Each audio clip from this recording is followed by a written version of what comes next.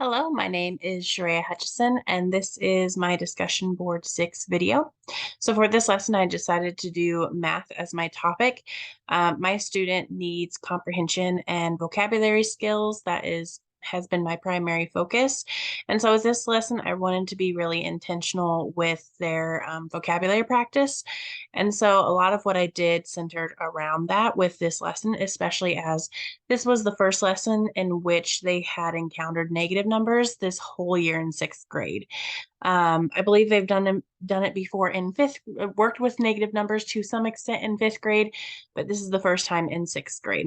So they're in a small group with one other student of Hispanic descent and then two other Caucasian students. Um, However, they are the only ESOL student.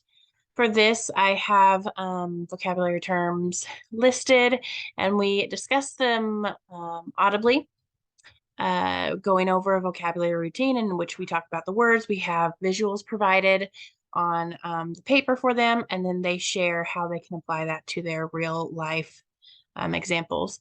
We also use the vocabulary words throughout the lesson as we're talking about um, the word problems. How does this vocabulary word apply? Things like that. And then in their final wrap up activity, I wanted to make for sure they included that vocabulary as well as comprehension piece. And towards the comprehension, we do a lot of annotating of math problems, trying to find important information and things like that.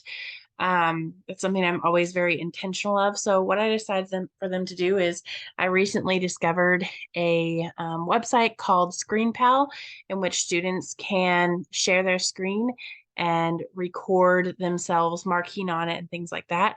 So I'm going to share the problem with them through Google Classroom. They're going to pull it up. They're going to use ScreenPal to record their screen, and then they're going to read the problem aloud. They're going to annotate it because it has a highlighting feature. So they'll annotate the problem, looking for important information. If there are vocabulary words or clue words that can help them determine what they need to do, then they will highlight that as well. They will then narrate as they do all this, and then they'll start solving the problem, narrating their thought process as they go about solving it. And they have to include at least 3 vocabulary terms in their narration somewhere. It needs to flow naturally, and it needs to be in the proper context. So it's not like at the end of the video, they can just say these 3 words and use them in a sentence and then they're done. They have to flow naturally in the video. So the students are really going to have to think about how this applies to their understanding. How can they incorporate this before they record, where they want to use these terms. Some of them will be easy, like horizontal, and some of them may not be.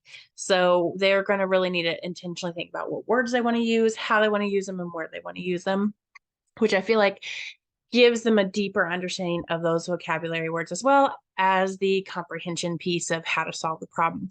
They'll then share those videos, recordings with me. I'll go over them and see how they did, see what their understanding was. I'll provide remediation later through Khan Academy if needed, in a later group and group time. And then I'll also be able to share these videos with parents to show exactly the student's thought process so they can have a better understanding of what the student is gaining or what the student still lacks. And so it not only provides information and feedback for me, but it also provides it for the student through the remediation and then for the parents. So yeah, that is my lesson. Thank you so much, and I hope you have a wonderful day.